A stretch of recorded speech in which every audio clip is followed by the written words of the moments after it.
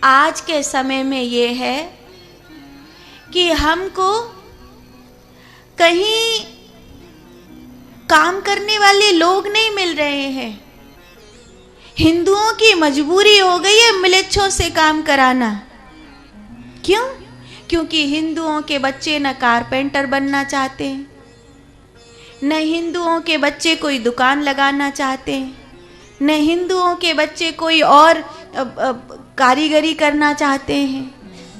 हिंदुओं के बच्चों को तो एक ही बताया गया, डॉक्टर बनना है, इंजीनियर बनना है, सीए करनी है, बस आर्किटेक्ट करनी है, यही सब बताया गया है। विदेश में पढ़ करके आएगा लेकिन ढाक के 3 पात काम कछु नहीं आवे। आज हमें अपने घर की छत डलवानी है तो किसी म्लेच्छ को बुलाना पड़ेगा। घर में फर्नीचर लगवाना किसी म्लेच्छ को बुलाना पड़ेगा। घर में कालीन जो बिछेगी वो किसी म्लेच्छ के हाथों से आएगी। यहाँ तक कि ठाकुर जी को भोग लगाने के लिए जो फल फूल आ रहे हैं वो भी किसी म्लेच्छ की रेड़ी से आ रहे हैं। परिणाम परिणाम परिणाम, तुम्हारा धर्म भ्रष्ट हो गया। क्योंकि जो तुम्हें थूक कर चीजें दे रहा है, जिसने तुम्हारे उसको पहले ही गंदा कर दिया है, तुम्हारा धर्म कहाँ बचेगा। आज 10 करोड़ बच्चे जाएंगे एक जगह पर नौकरी के लिए। अगर वही 10 करोड़ गुरुकुल में पढ़ रहे होते तो इतना सारा काम सीख गए होते, इतना सारा काम सीख गए होते कि चारों तरफ आज काम के लिए व्यक्ति नहीं मिलता।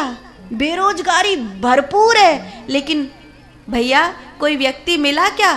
नहीं महाराज जी, ढूंढ रहे हैं, ढूंढ रहे हैं महाराज जी, कोई मिला नहीं है अभी। काम के लिए व्यक्ति नहीं मिलते। कारण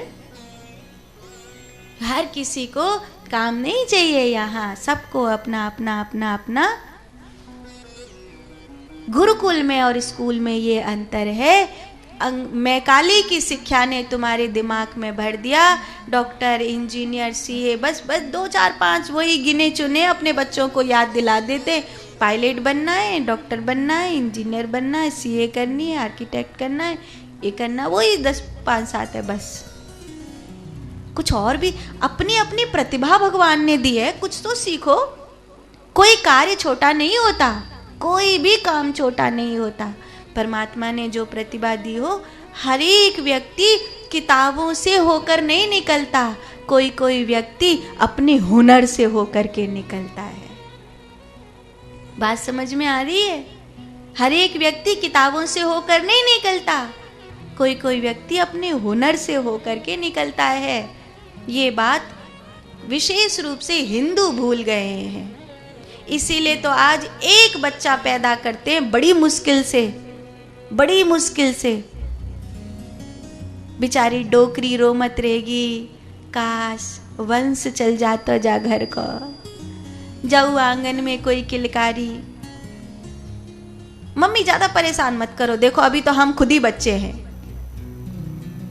किरकिर किरकिर मत किया करो। और ये घर से बाहर जाके तो किसी महात्माओं को कहा ही मत करो कि बहू के बच्चा नहीं है। खबरदार ऐसी किसी से बात कराई तो। एक डोकरी हमारे पास आई, बेचारे सास ससुर कह रहे कि हमारी बेटी जो है ससुरा, और बाकी बेटी के वो भी आते सास ससुर भी, कि हमारी बेटी और दामाद दोनों में से कोई नहीं चाहता बच्चा करना, आपसे बात करा दें क्या? मैंने कि ऐसे तो वैसे कराओ मत, पर नहीं एक बार कर लीजिए। अब उसने बात तो कर ली, बाद में जो रणचंडी बनी वो अपनी माँ के ऊपर, कि तुम्हें हमें सुख से चैन से जीते हुए देखा नहीं जाता, क्या करना है तुमको?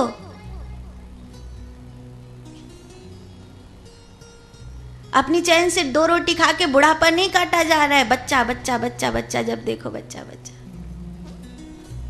एक बच्चा बड़ी मुश्किल से पैदा कर, और उसमें भी इतनी प्री प्लानिंग होगी कि सबरी चीज गूगल से पूछ लेंगे कि जब पालना कैसे है।